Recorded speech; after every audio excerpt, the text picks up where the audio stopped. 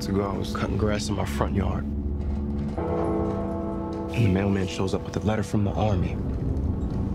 Now I'm here. No idea where I'm gonna end up.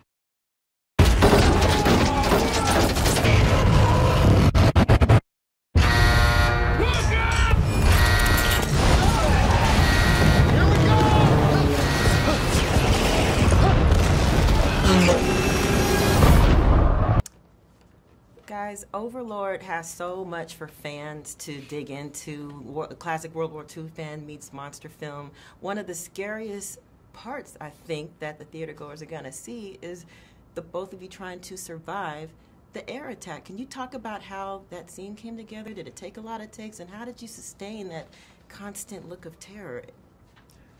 By being, honestly, like, terrified. It was one of those things, the way that we had the plane, the mock plane set up on that little gimbal thing, or that giant gimbal thing, and it was like full of actors. It was like 30 guys in the plane, with the traditional, you know, World War II parachute garb, which is incredibly uncomfortable, and all the effects that, or most of the effects that you saw in that sequence were practical. So when the guys are like rolling out of the back of the plane and going past the flames, those are real flames.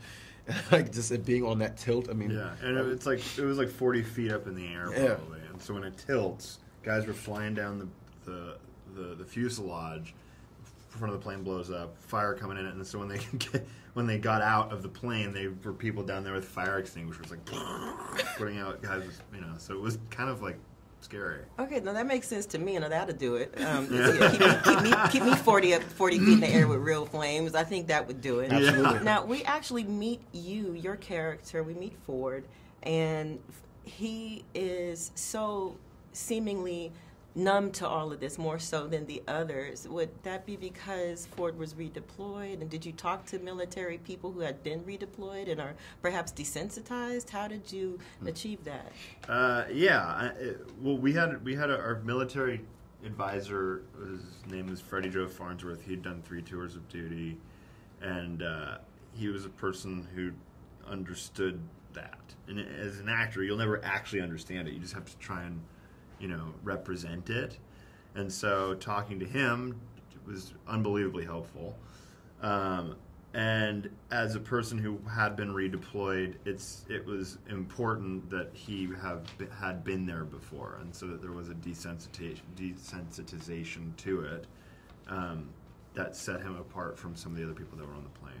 Well, it definitely set him apart from you, because Absolutely. you were just emotional and in it and just weren't having any of this desensitization whatsoever. So I want to know, with the emotional weight that you brought, was that coming from your own preparation? Was there a lot of direction in that? Because I also want to talk to you about all the directors that you've worked with are these phenomenal people, from Ava DuVernay to Darren Aronofsky and whatnot. Mm-hmm.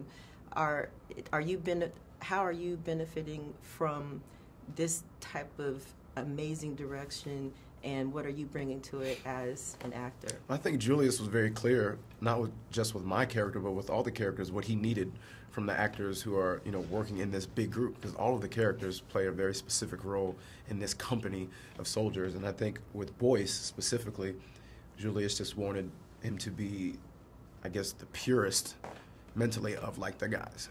You know, he's the most naive, and he's kind of wide-eyed, and, you know, what is it, wide-eyed and bushy-tailed, or whatever that saying is?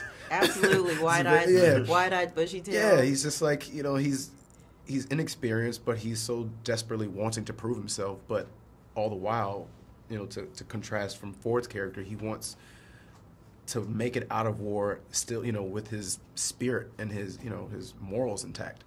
So if he feels if he doesn't need to be violent, or if we don't need to do anything that's gonna, you know, hurt anybody, he's gonna try to avoid that. So I think that's the big difference between him and Ford. That doesn't work out too well. No.